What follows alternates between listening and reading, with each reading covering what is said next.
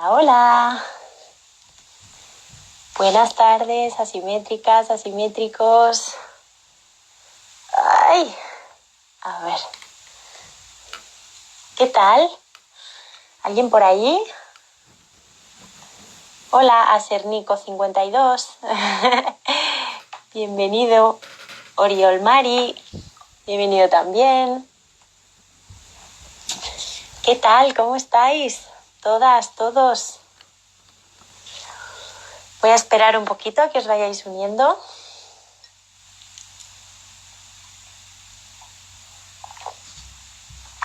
A ver si os va avisando la aplicación de que ya estamos. Ya estamos aquí. Ay, qué mal tengo la pantalla hoy. ¡Uy, va! Menos mal que no hay nadie para verlo.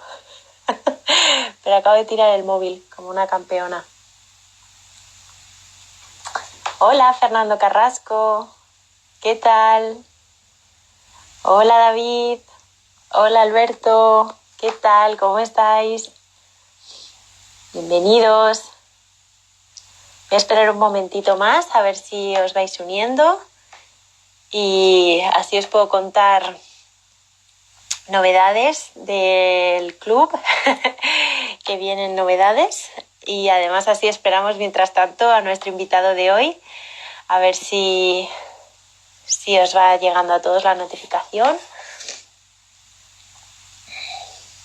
Hola, Antonio, ya te veo.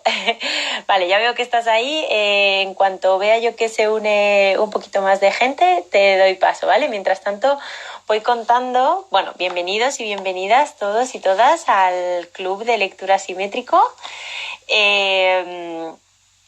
Como todos sabéis, cada día leemos un libro asimétrico, pues más o menos una horita o así, lo que nos da tiempo de leer en ese periodo de tiempo. ¡Hey, hola! Hola, Leno de RG, Adriana, qué bien verte, Enrique, Carly798, Pingüino. Ya estáis llegando. Muy bien, genial. Bueno, pues lo que os decía, que espero que estéis bien, que seguimos en casa, parece, ¿no? Otras 2 semanas más mínimo, así que nada, vamos despacito, poquito a poco y avanzando. Hola, Marcelo Gardinetti, bienvenido también. Bueno, ahora que ya sois más, simplemente y antes de dar paso a nuestro invitado de hoy, anunciaros que como hemos hecho la encuesta del cambio de horario del club, a partir de mañana ya, ¿vale? A partir de mañana, esto es importante, el club va a ser a las 7, ¿vale? De 7 a 8 de la tarde va a ser. Porque, bueno, pues con estos nuevos planteamientos de salida y todo esto, habéis preferido, ha salido bastante más gente que quería adelantarlo a las 7 que mantenerlo a las 8, así que lo vamos a hacer así, ¿vale? Lo vamos a adelantar y así nos da tiempo después del club a salir a todos y a todas a dar una vueltecilla para refrescarnos y airearnos y mover un poquito el cuerpo, ¿vale? Así que nada, lo dicho, lo repito, a partir de mañana el club es a las 7, ¿vale? Empezamos a las 19 horas y acabaremos pues a las 20, un pelín antes, pues para que nos dé tiempo a ir a aplaudir con tranquilidad, ¿vale? Bueno, y para los que no podáis uniros a esa hora porque os viene mal, que también muchos y muchas me habéis dicho que, bueno, pues que a esa hora ya no vais a poder seguirlo, no pasa nada porque lo vamos a dejar colgado bien en stories todo el día o bien ya en nuestro canal de Instagram TV, ¿vale? Ahí vamos a estar subiendo, yo ya estoy subiendo muchas de las sesiones anteriores, voy despacio porque, bueno, ya os conté que había pequeñas cosillas, pero bueno, nada, ahí lo vais a tener, ¿vale? Así que nada, anunciado queda y voy a dar paso a nuestro invitado de hoy, invitación, porque hoy venimos a leer este estreno, que es un estreno total, Jesús de la Sota, una vida de creación, con uno de sus autores, Antonio Río. ¿Qué tal, Antonio? ¿Cómo estás? Hola, buenas tardes, ¿qué tal? ¿Qué tal, María? Bienvenido, muy bien. Pues mira, con mucha alegría de tenerte en el club y sobre todo de estrenar este libro maravilloso que lo lanzamos ayer, literalmente. Con lo cual, hoy estamos súper contentos de poder tenerte aquí en estreno, te diría, mundial, porque nos ven desde todo el mundo. Así Pues, que nada, muchísimas gracias por venir, Antonio. Nada, gracias a vosotros y encantado de entrar a formar parte de esta gran familia de la familia simétrica, total, ya estás pillado, nada. Ya no tienes escapatoria, ya lo sentimos mucho. Tanto Silvia como tú estáis ya pillados. Silvia hoy no ha podido estar con nosotros, pero bueno, es importante mencionarla porque me parece que es una coautoría. Silvia Blanco Agüeira y Antonio Río Vázquez son los autores de este libro, de Jesús de la Sota, una vida de creación. Como os decíamos, Silvia hoy no puede estar con nosotros, pero como ya hemos hablado aquí Antonio y yo, y Instagram es libre y gratis, podemos hacer todas las sesiones que queramos. Cuando Silvia pueda unirse a nosotros haremos otra, o sea que eso contad con ello seguro. ¿A que sí, Antonio? Justo. Sí. Ella me transmitió que hoy no nos podía acompañar, que lo sentía muchísimo, pero claro, seguro que hay futuras ocasiones donde podamos volver a estar juntos. Vamos, dalo por seguro. Si te parece, Antonio, voy rápidamente a presentaros tanto a Silvia como a ti, aunque no esté hoy con nosotros, os voy a presentar y luego yo ya te dejo libre a ti, la sesión para ti y aquí me quedaré de apoyo, ¿vale? Estupendo, gracias. Muy bien, pues si te parece, empezamos por Silvia. Silvia Blanco Agüeira es arquitecta y doctora arquitecta por la Universidad de La Coruña. Es profesora de Historia y Teoría de la Arquitectura y Metodología de Investigación y Arte Contemporáneo en el Centro de Estudios de la Universidad de Galicia.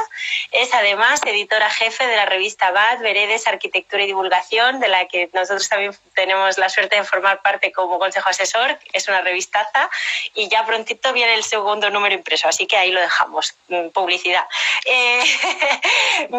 Ella también es miembro de la Asociación de Mujeres Investigadoras y Tecnólogas y su trabajo como investigadora se centra en la reintroducción de la modernidad en el panorama arquitectónico español de la segunda mitad del siglo XX.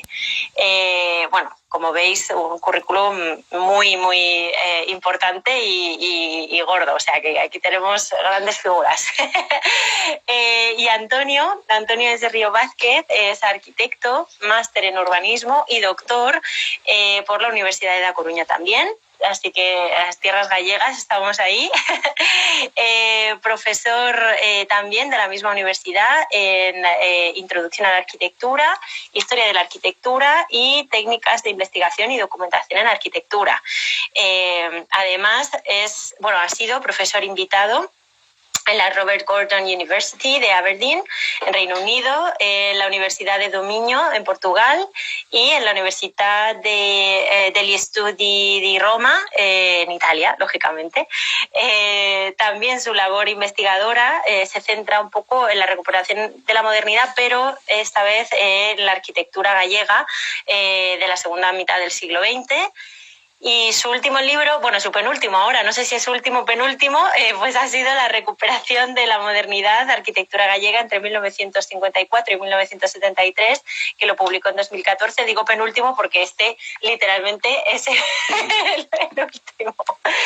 Así que, Antonio, como te decía, yo aquí me quedo para hacerte de soporte, poner imágenes en pantalla y comentar lo que haga falta, pero los oyentes que están ahí detrás son tuyos y tuyas para que les cuentes un poquito de este libro, ¿de acuerdo? Muy bien, María, pues muchísimas gracias. La verdad es que es un honor, como decía antes, empezar a formar parte de esta familia, que es una familia fantástica, que cuenta con unos autores estupendos, algunos amigos que también compartimos esa... Sí, ya casi todos sois amigos, o sea, yo creo que una vez sois autores ya automáticamente sois amigos. Sí, cierto. Y bueno, como bien decías, este es un libro escrito a cuatro manos, ¿no? Hoy no ha podido estar, como os decía antes, pero bueno, la autoría es compartida con Silvia Blanco, que llevamos ya el trabajo que dio lugar a este libro es un trabajo de muy largo recorrido.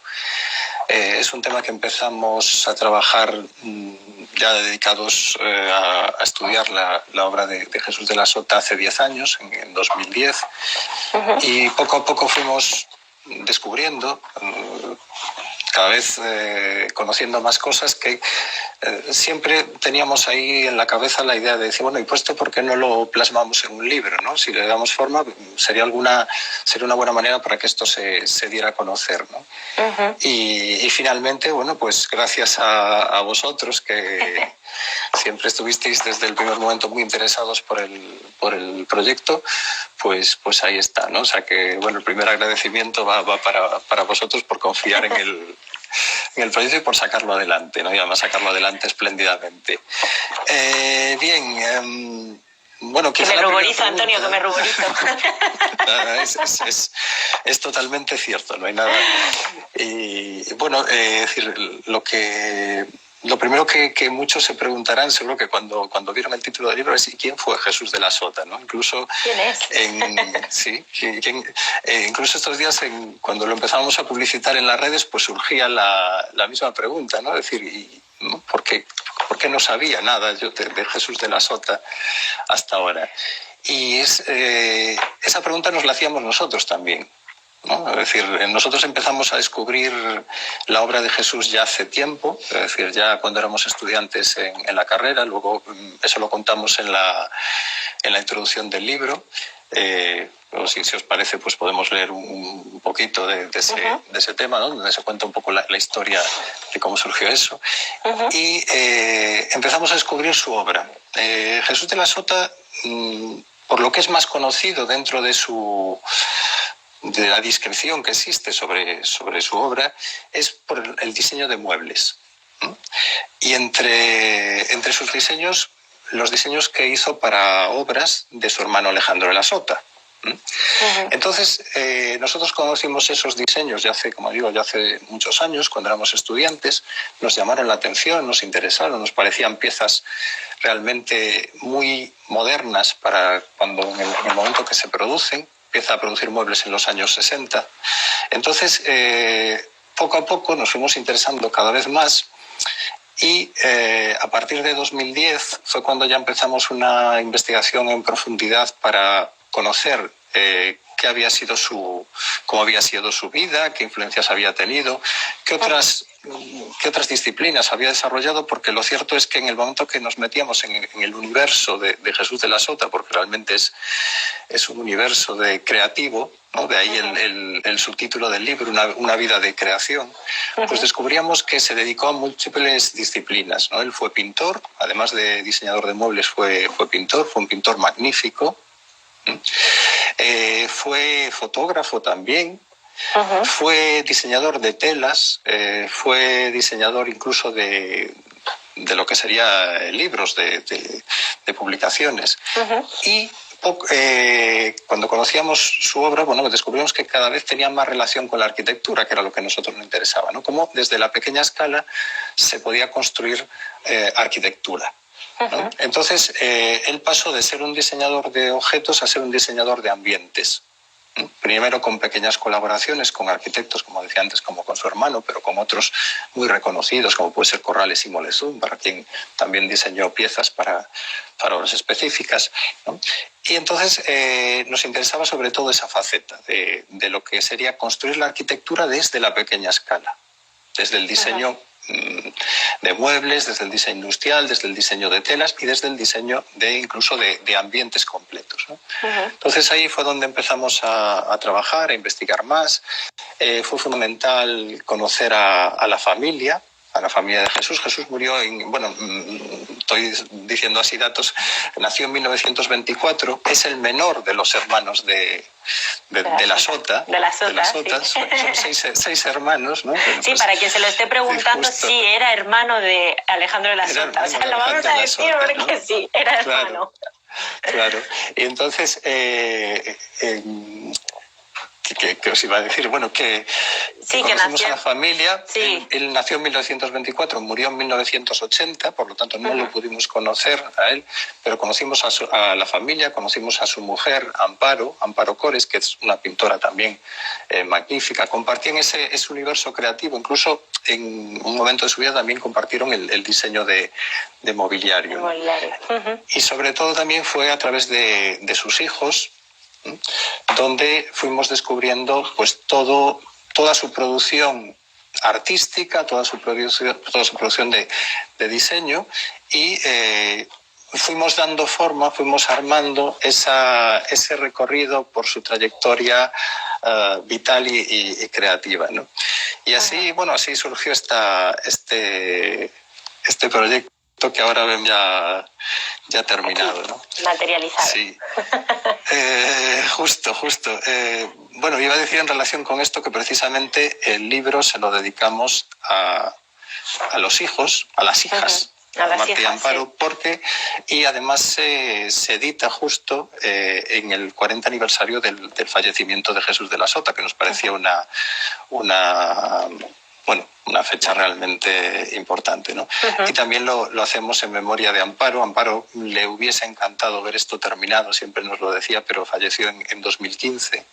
Y también a la memoria de Pablo, que fue uno de sus hijos que falleció también en 2015. Y tampoco nos parecía un detalle bonito que este libro pues se dedicase especialmente a quien más nos ayudó a que se hiciera bonito. Realidad, ¿no? Qué bonito también. Bien. Luego ahí también me gustaría, ya que como es la primera puesta en escena, ¿no? En libro, escena, pues, sí. Claro. Con libertad. Hay muchos agradecimientos, ¿no? Cuando es un proyecto de largo recorrido se van acumulando los agradecimientos, los más importantes sin duda a la familia, que estuvo siempre ahí apoyándolo, confiando en que esto en algún momento vería la luz, y así finalmente fue. Y luego también queríamos hacer un agradecimiento especial a los autores del prólogo y el prefacio, ¿no? Que son Pedro Feducci y Juan Bravo. Pedro Feducci hizo un prólogo precioso. Yo creo que el libro merece la pena solo por el prólogo. Bueno, vamos a decir que acompaña, porque el libro es precioso y acompaña, por supuesto, el mismo tono y bueno, por supuesto, Pedro Feducci, pues qué vamos a decir, ¿no? Es fantástico. Pedro conocía la obra de Jesús parcialmente. Hace poquito estuvimos con él y ya le agradecimos personalmente el prólogo, porque quería decirlo también públicamente. Sí. Y cuando estuvimos con él hace prácticamente antes de que empezara el confinamiento. El confinamiento, sí. Y nos decía, claro, cuando le dimos las gracias por el prólogo, nos decía que se alegraba mucho de que por fin se viera la obra de Jesús de manera global, de manera integral, ¿no? Porque era algo que a él le interesaba mucho, que él había visto siempre de manera parcial, ¿no? Y que por fin darle esa visión global era algo que a él le interesaba y que nos agradecía, ¿no? Y nosotros le agradecemos ese prólogo estupendo donde con una metáfora fantástica, que es el título del prólogo, Los gigantes y las Pléyades, ¿no? Pues explica cómo la obra de Jesús pues permanece al margen, permanece distante, lejos de los protagonismos que tienen otras carreras y otras trayectorias, pero no por eso deja de ser brillante y atractiva, interesante, ¿no? Y bueno, ya digo, muy generoso ese prólogo, muy hermoso, y bueno, y un agradecimiento para él, ¿no? Y a Juan Bravo hizo el prefacio del libro. A Juan lo conocemos desde hace mucho tiempo, es amigo, y es un gran investigador de los temas de diseño, sobre todo de los muebles de diseño de la modernidad, del movimiento moderno, ¿eh? Y entonces lo que le pedimos a Juan, y lo que hizo también encantado, es un recorrido por las sillas de los maestros del movimiento moderno, ¿no? Entonces, esas sillas que surgen 30 años antes de que empiece Jesús a trabajar, ¿no? Y que Jesús va a utilizar como referente en su trabajo, ¿no? Tiene los diseños de Jesús pues, se ve una gran influencia. Si vamos, por ejemplo, a la página pues, 64, por ejemplo, donde se ven algunas de las sillas que hace para el gobierno civil de Tarragona, de Alejandro de la Sota. Por ejemplo, en la página, ahí están, ¿no? Por ejemplo, en la página 82 también, pues tenemos esas piezas que se ven auténticamente deudores de la modernidad, ¿no? De los diseños de Breuer, de Mies, es decir, están ahí patentes esas revisiones que hace Jesús varios años después.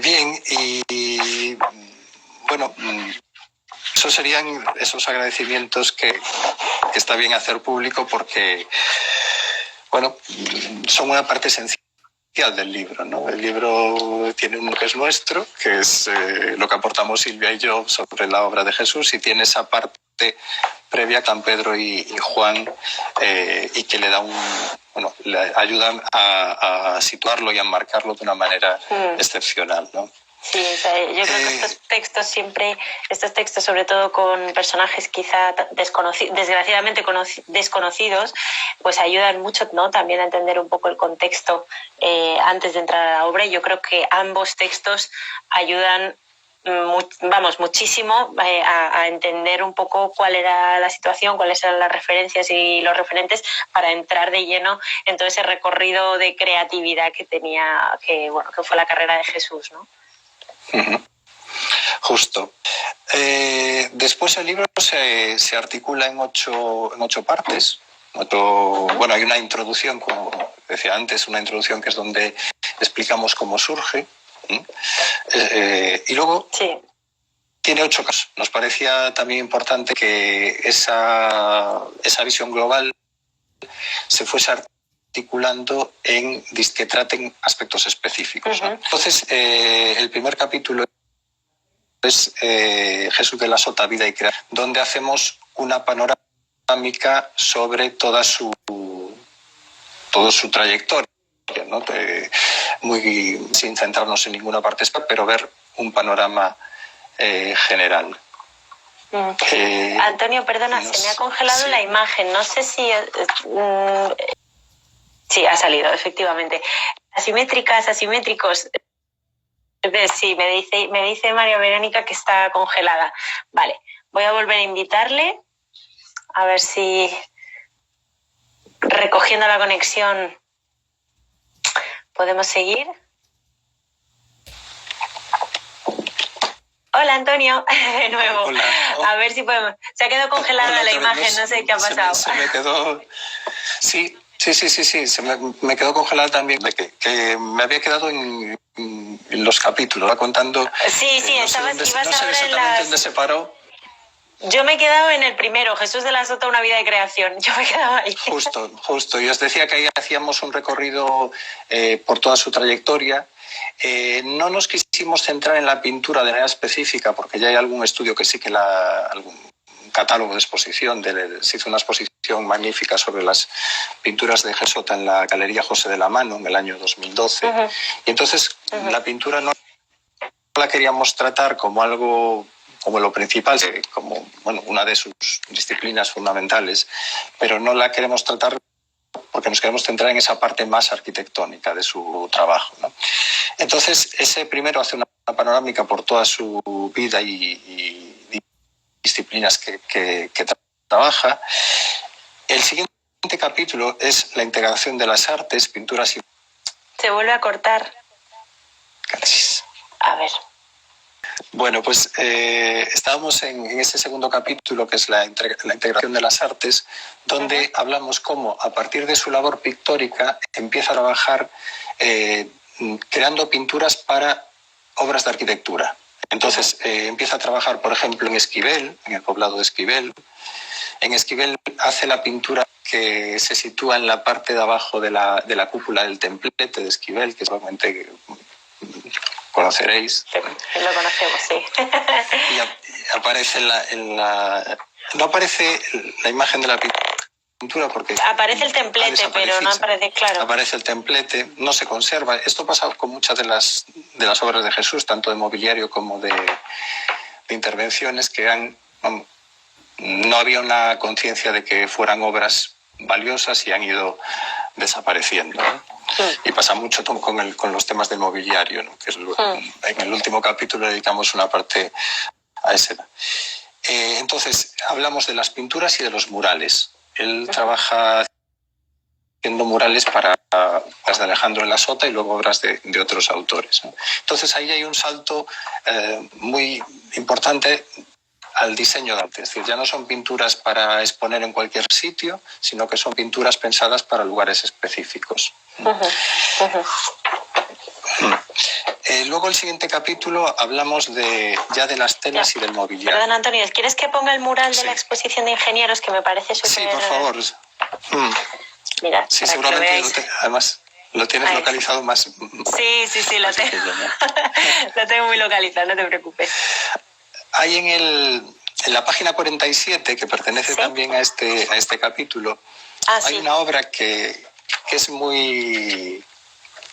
Esa es la primera vivienda de Alejandro Sota, es la que hace en la Avenida de los Toreros, ¿no? Bueno, esta foto es además muy conocida, está muy publicada, es una que hace Kindle, ¿no? Joaquín del Palacio, el conocido fotógrafo de arquitectura. Bueno, lo que mucha gente solamente no conozca es que ese dibujo que aparece de las sillas es un dibujo de Jesús de la Sota. Entonces, es de esas piezas ya pensadas para lugares específicos, ¿no? Y que Alejandro incorpora como una intervención dentro de su propia vivienda, ¿no?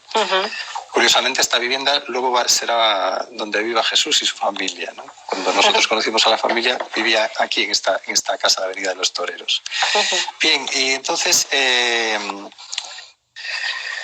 pasamos al capítulo de telas y mobiliario, donde ya estamos hablando pasamos de la dimensionalidad ya al diseño de objetos, sobre todo de mobiliario. Hablamos de los concursos que gana Jesús de la Sota.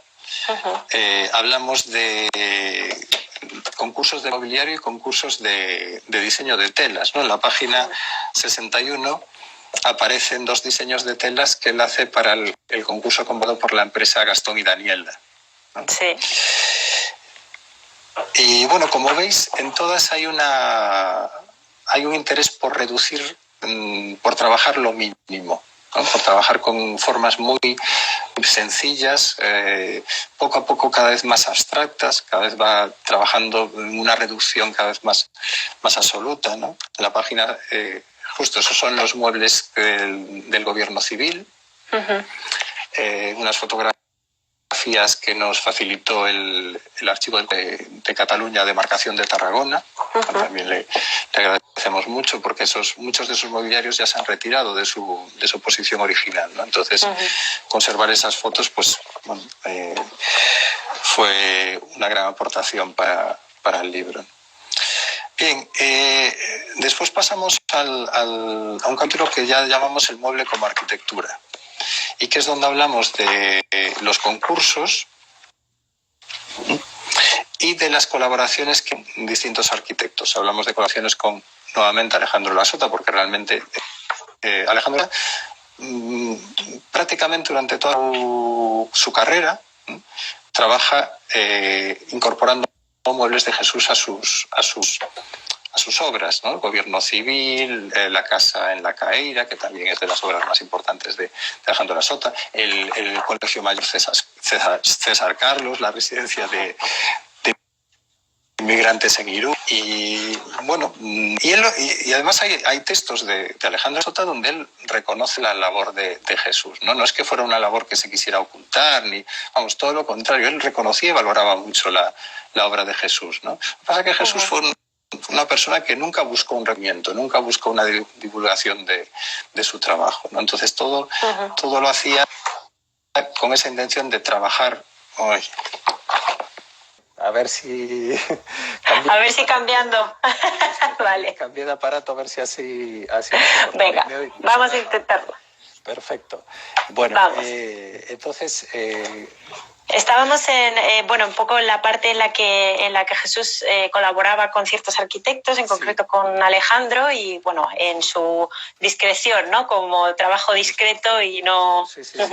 Siempre fue lo que un amigo decía, maestros al margen, ¿no? Maestros que permanecen lejos de los el foco, ¿no? Que no buscan ningún tipo de reconocimiento, que lo único que quieren es hacer bien su trabajo, hacerlo lo mejor posible, y eso era una característica fundamental en la obra de Jesús, lo que dificulta también mucho la investigación sobre ella, ¿no? Porque cuando te encuentras con alguien que quiere, vamos, no hay... Lo único que tienes es la obra que haya podido llegar hasta ti, pero no tienes manera de encontrar más información, ¿no? Entonces, claro. Bueno, luego dedicamos un capítulo que nos parecía importante a las exposiciones universales, porque Jesús colabora en dos que son básicas para la historia de la arquitectura moderna española. La de Bruselas, del 58, colabora en el montaje del pabellón de Corrales y Moleson. De Corrales y Moleson, sí. En la de Nueva York del año 64. Voy a ponerlo porque es que ya lo saben los asimétricos y las asimétricas que yo estoy muy enamorada de ese pabellón, porque ya lo habíamos contado. Tengo que ponerlo, tengo que poner esto. Sí. Pues ahí estaba, incluso... Bueno, aparte de conservarse la documentación, donde y hay en los estudios sobre el pabellón se reconoce la colaboración de Jesús, ¿no?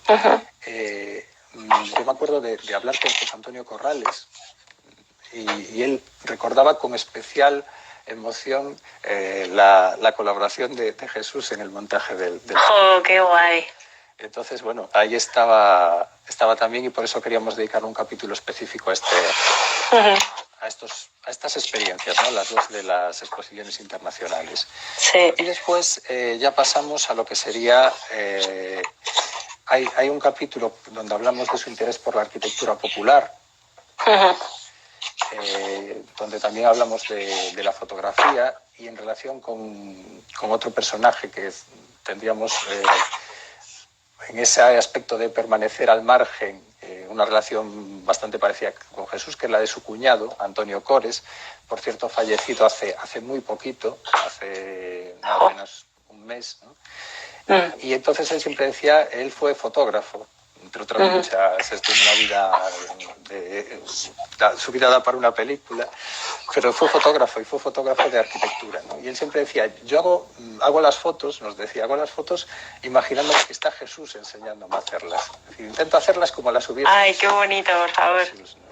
Qué bonito. Y bueno, entonces dedicamos ese capítulo a la fotografía y terminamos con un capítulo, bueno, hay uno dedicado a la experiencia empresarial. Ellos montan con su otro cuñado, con José Ramón Cores, una tienda para vender sus creaciones, sus diseños de muebles, y entonces le dedicamos a esa experiencia empresarial, utopía empresarial, como le llamamos nosotros, porque realmente nunca llegó a ser un gran negocio, ¿no? Porque, bueno, claro, el mercado era reducido, ¿no? No había... Y entonces le dedicamos ese capítulo a la utopía empresarial de Cores y Sota, para terminar con el último capítulo donde hablamos de su legado. Y hablamos de él en su vida, mientras estuvo vivo, solo hizo una única exposición monográfica, y solo dedicado a la pintura, ¿no? Entonces hablamos como poco a poco, y sobre todo en fechas recientes, se ha ido reconociendo cada vez más su trabajo. Su figura. Hay una parte especial del libro a la que tenemos especial cariño, que es al anexo de sus dibujos, ¿no? Sus dibujos de interiores, de muebles, ¿no? Y entonces eso, como bien sabes, María, desde el principio decíamos, esto tiene que ir en el libro. Sí, como queráis, pero tiene que entrar, Tiene que entrar, porque son unos dibujos magníficos, ¿no? Que nos vuelven a ligar con esa idea de la modernidad, ¿no? De esos interiores continuos, abiertos, donde los únicos habitantes son piezas de mobiliario casi escultóricas, ¿no? No, es que es maravilloso, es un anexo además que luego cuando ya descubrimos, porque bueno, esto yo lo cuento muchas veces, que cuando los libros empiezan a coger como su propio camino, o sea, ellos solos, de repente apareció este anexo que además de hecho dijimos, no tenéis más porque caben más, ¿no? Entonces de repente apareció, bueno, pues este anexo que, claro, ahora tiene un sentido con el libro pues fantástico, ¿no? O sea, esta espacialidad de los dibujos, estos planteamientos globales, ¿no? Del espacio, o sea, del diseño del espacio, ¿no? La verdad es que son maravillosos, maravillosos. Sí, sí. Y además nos hablan de cómo realmente su obra tiene muchísimo que ver con la arquitectura. Es decir, claro. no es un simple diseñador de objetos o de muebles, ¿no? Será esa parte que a nosotros como arquitectos nos interesaba, es decir, claro. cómo esta obra realmente lo que está haciendo es arquitectura, desde lo pequeño, claro, desde la pequeña escala, pero realmente es una obra de arquitectura, ¿no? Sí. Y bueno, y así se organiza el libro. No sé si...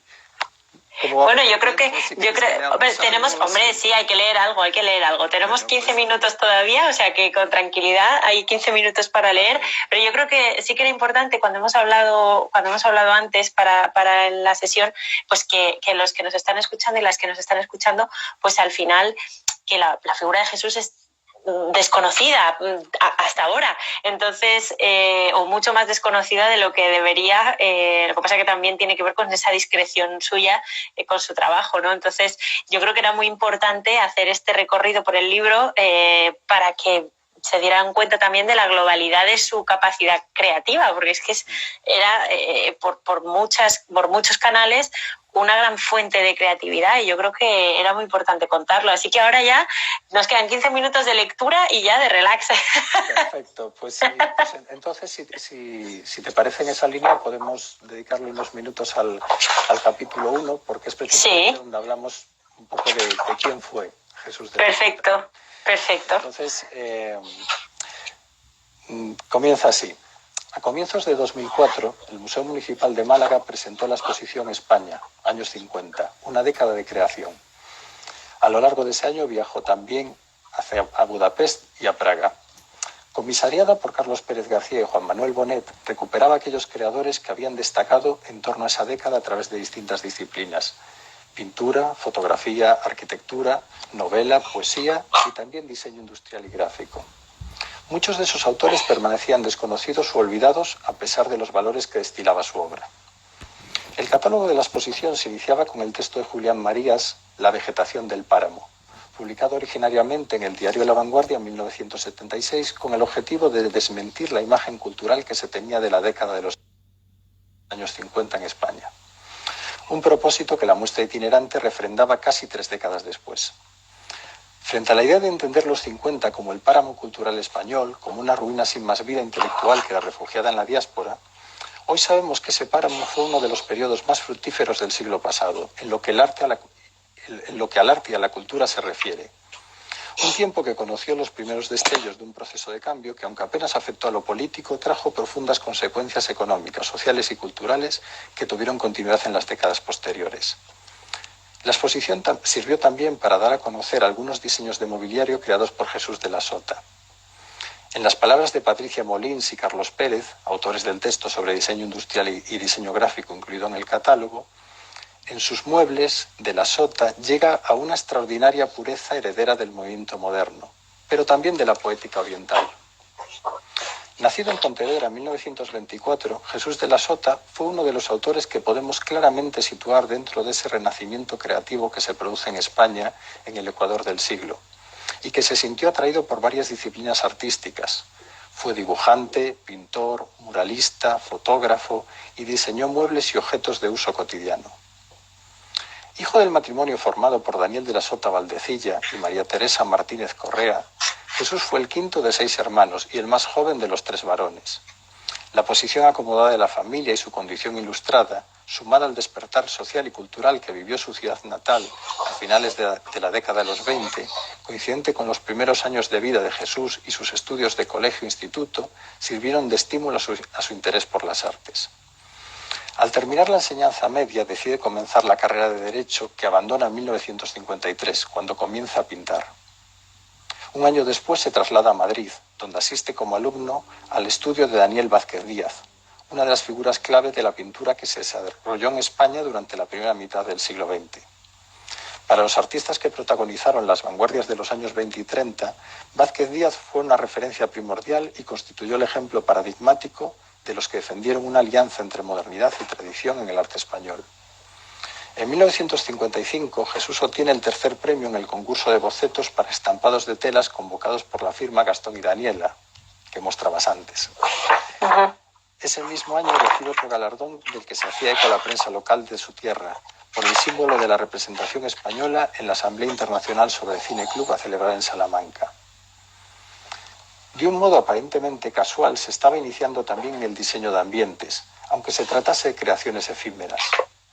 Con motivo de la representación de la tragedia de Sófocles, Electra, en el Instituto de Enseñanza Media de Pontevedra se encarga de la escenografía. Un paño de 12 metros de largo por 6 de alto, inspirados por las ciudades de Atenas y Esparta, que son representados con los mínimos elementos. Son sencillos y hermosos, según recoge el diario El Pueblo Gallego. En esas fechas empieza a colaborar con su hermano Alejandro realizando murales para el pabellón de Pontevedra en la tercera feria de la Casa de Campo de Madrid y para el poblado de colonización de Esquivel, promovido por el Instituto Nacional de Colonización cerca de Sevilla. Esas colaboraciones alternan con otros proyectos en solitario, como los estudios para un parque de atracciones publicados en la Revista Nacional de Arquitectura o los tapices sobre temas marinos que presenta en la Trienal de Milán. El reconocimiento obtenido lo lleva a pasar una breve estancia en Venezuela, donde comienza a trabajar en el diseño inmobiliario. En marzo de 1957, la Revista Nacional de Arquitectura le dedica la portada, que además aparece como portada del libro. Sí, bueno, aquí. Portada, no comentamos nada, pero es... Ahora lo comentamos, no te preocupes. Bien, en ese número de la Revista Nacional de Arquitectura se hace hincapié en su condición ordenadora y se destaca su capacidad reflexiva. Dice, Jesús de la Sota es un analista, sus dibujos interesan más por lo que en ellos aprendemos de lo dibujado. Algo que podemos extender a todas sus realizaciones posteriores. Después de su regreso a España, en el año 1958, colabora en el montaje interior del pabellón español en la Exposición Universal de Bruselas. Hecho que recordaba el arquitecto José Antonio Corrales, de la siguiente manera. Alejandro y su hermano Jesús participaron en las reuniones del equipo que habíamos formado para la instalación interior del pabellón. La innovadora estructura prefabricada, proyectada por Corrales y Molezún, obtiene el más alto galardón de la feria, pero su interés no radica solo en la escala edificatoria, pues en el interior incorporaba la pintura y escultura más relevante del momento, diseño industrial y artesanía. En Bruselas, Jesús conoce a la que se convertirá en su mujer, la pintora Amparo Cores, y a Lucien Hervé, fotógrafo que trabajaba con Le Corbusier, con quien proyecta hacer un libro sobre la arquitectura popular del Mediterráneo. En 1961, un artículo de Rafael Landín, publicado en El Pueblo Gallego con el título «Larga cambiada nuestra pintura», destaca el progreso de Jesús en el arte pictórico. Y dice así, con Mercedes Ruibal y Alonso completa el triunvirato Jesús de la Sota. No llegamos a la docena los pontevedreses que nos enteramos puntualmente de los suculentos premios que gana Jesús y de los cuadros que le seleccionan para Milán o Sao Paulo.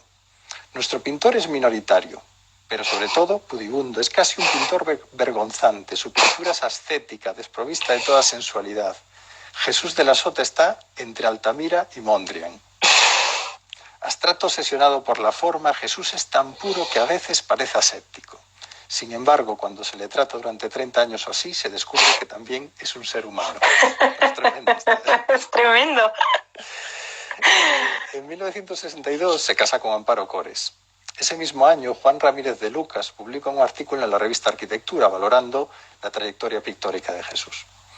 Esto es otro de los pocos reconocimientos que aparecerán durante su carrera. Dice Juan Ramírez de Lucas, se trata de una pintura seria, lentísima, no solo ordenada, sino hecha por la facultad de conocer, o sea, por la inteligencia.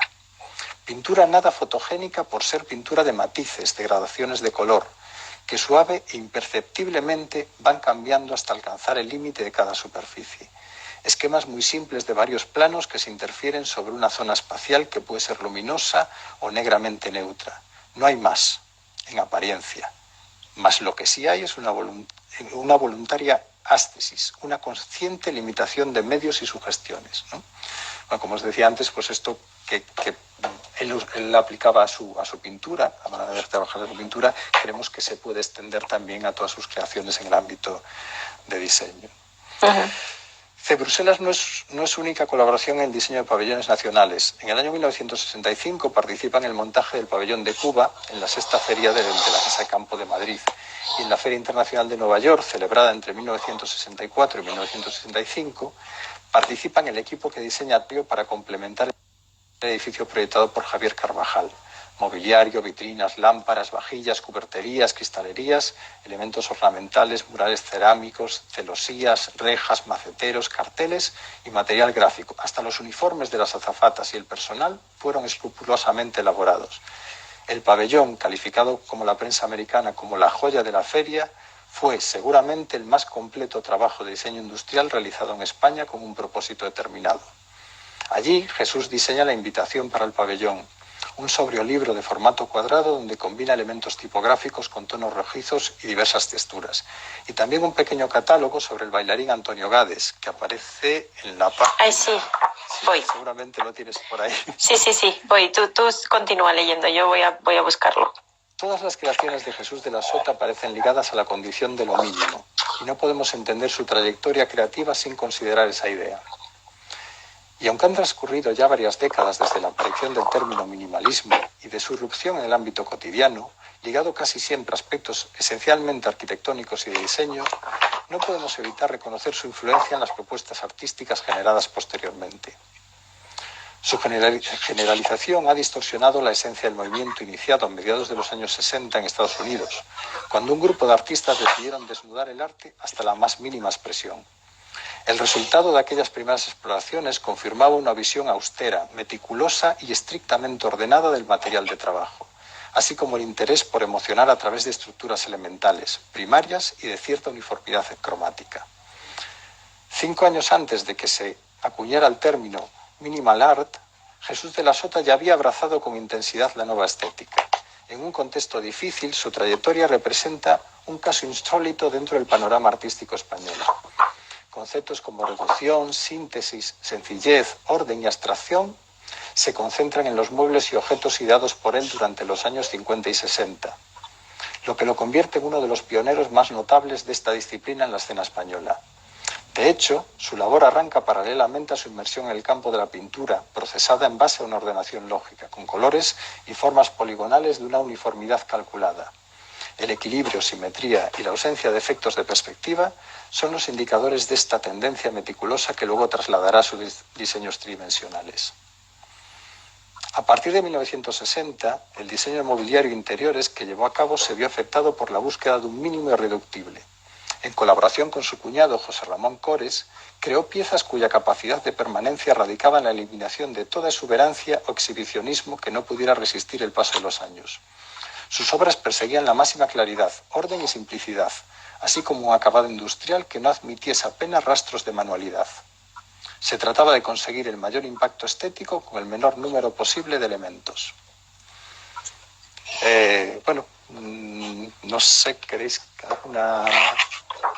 alguna parte más? ¿Cómo vamos de...? Pues a ver, nos quedan 5 minutillos. No sé si quieres leer o hacer alguna apreciación o resumen de este primer capítulo en estos 5 minutillos, o quieres leer alguna cosa más de la parte más de diseño de espacios o de este mismo capítulo, digo, no, como tú quieras, Antonio. Tenemos 5 minutos. Vale. Podemos hablar, doy un salto un poco más adelante para hablar de su aventura empresarial. Uh-huh. Dice así: consciente de la facilidad de la reproducción en serie de sus prototipos, así como de la dificultad para encontrar diseños vanguardistas en el mercado español, Jesús de la Sota se lanzó a una aventura empresarial que no fue de todo comprendida. En 1970 abrió en asociación con José Ramón Cores una tienda en Madrid llamada Cores y Sota, en la que se vendían muebles, lámparas y otros objetos diseñados por él y realizados por un equipo de artesanos que él mismo había formado. La imagen del local, situado en la calle Jorge Juan, constituyó una verdadera declaración de intenciones. Amplios planos blancos completamente desnudos que contrastaban con superficies de madera de nogal lacada. Aparecen varias fotografías del local en las páginas 116, 117, por si quieres ir repasando.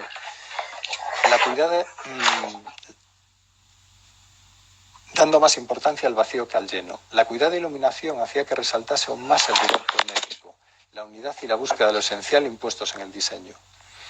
La arquitectura de escala edificatoria acogía propuestas de pequeña escala destinadas principalmente a la alta burguesía madrileña. Creaciones vinculadas a las tendencias internacionales más avanzadas de la época y que al mismo tiempo reinterpretaban algunos de los diseños paradigmáticos de los grandes maestros de la Bauhaus como Stam o Breuer. Siguiendo estos planteamientos, Sota amuebló los despachos del abogado Eduardo García de Enterría y del constructor Juan Huarte, los edificios de su hermano y, por supuesto, su propia casa. Para su domicilio en Madrid desarrolló, entre otros elementos, una silla tubular revestida con piel de potro, una butaca de cuero, una pequeña mesa auxiliar construida con tubo de acero y madera de nogal, un mueble para guardar discos, así como un caballete que utilizaba para pintar sus cuadros. Junto a esas piezas realizó una serie de objetos de tamaño más reducido, pero que presentaban la misma precisión en el empleo de los materiales y la misma inclinación por una reducida gama de colores. La pequeña caja para guardar los aperitivos, la hielera de marfil y la bandeja de nogal, conservaban las líneas rectas y la misma simplicidad, armonía y atención por los detalles que todas las anteriores propuestas que había diseñado.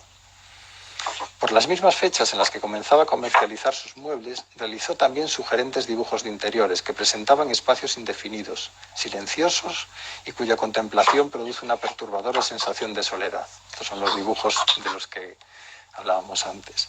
Esos fragmentos pictóricos desnudos constituían un principio operativo dentro de una búsqueda incansable de la esencialidad, que pudo llevar a la práctica en 1972, durante la decoración parcial de su apartamento en la madrileña calle de Claudio Coello. Una intervención más cercana a una instalación de tipo artístico que a un proyecto de amueblamiento.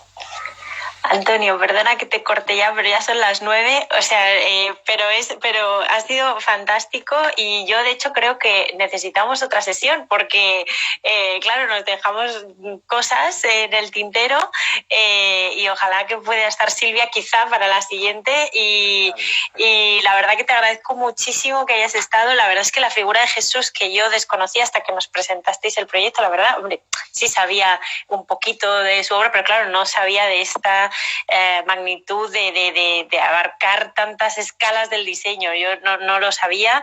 De hecho, ahí nos han ido poniendo algunos comentarios de yo lo acabo de buscar, yo lo acabo de buscar. Quiero decir que os agradecemos muchísimo a los dos, tanto a Silvia y a ti, que hayáis confiado en nosotros para publicar este libro que además nos parece pues necesario, ¿no? Y que esta figura sea reconocida dentro de su discreción como él era, pero bueno, yo creo que aquí hay todavía mucho campo que explorar y un trabajo muy interesante, ¿no? Por revisar y por estudiar, ¿no? Así que de verdad, muchísimas gracias, Antonio, por haber estado y por habernos traído este libro. Muy bien, gracias a vosotros. Oye, y nada, como decías antes, que no se nos olvide el collage de la cubierta, que es un collage que, si os fijáis, abarca, de hecho, toda la cubierta, todas las solapas, la contraportada y todo, es de nuestra querida María Luisa Sens, con la que hemos trabajado mano a mano pues para ilustrar, por así decirlo, y también compendiar un poco qué será la intención del collage. O sea, que una figura como la de Jesús con ese amplio espectro, yo creo que un collage le venía, vamos, que ni pintado, ¿no? Para ir enseñando un poco todas esas facetas en una sola imagen. Y yo creo que la verdad que María Luisa ha hecho un trabajo precioso, el collage es precioso y bueno, ¿qué vamos a decir? Que estamos contentísimos de tener aquí este libro y de haberlo lanzado hoy aquí contigo, Antonio. Muchísimas gracias.